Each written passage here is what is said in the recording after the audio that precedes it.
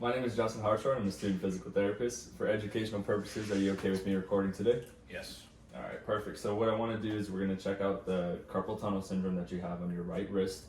So what that's going to do, first we're going to do a couple special tests just to confirm that you have the carpal tunnel, and then I'll show you some interventions that help relieve some of that tension in there. Does that sound okay with you? That's okay. Perfect. So we'll start with your left side first. So we're going to start with the Tunnel's sign. So go ahead and relax your arm. Just go ahead and tap lightly over the wrist. Good. Did you have any numbness or tingling through the wrist? No. Or coming up to the thumb and the first two fingers? No. Perfect. Let's go ahead and do it on this side. Go ahead and relax. Same thing. Good. Any numbness or tingling shoot through the thumb or the first two fingers? No.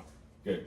So for this patient, of course, it's going to be negative, but for video purposes, we'll say it's a positive sign with the numbness and tingling and the median nerve distribution.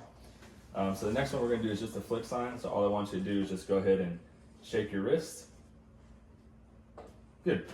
All right, so again, for video purposes, we'll say that's negative, saying that that flick sign actually relieves symptoms. So I'm sorry, that would be a positive sign for the flick sign.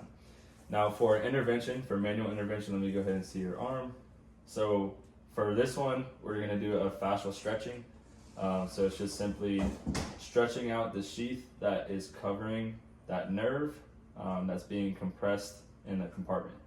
So by doing this, it's loosening that sheath, allowing some of the tension off the nerve, which will help with relieve that compression over the nerve and help with the symptoms that this patient is getting in the hand. All right, so for this, I would just do this for 30 seconds. We'll do it 3 times to help stretch out that tendon sheath. All right, and then for the exercise intervention, we're gonna go ahead and do a nerve glide. So median nerve glide to be specific. So what I want you to do is go ahead and hold your fist just like this. So we're gonna do each of these positions for 5 seconds. So fist, and then we'll go hand open.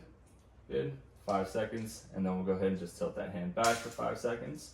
Go ahead and bring that thumb away from your hand. Good, again for 5 seconds there.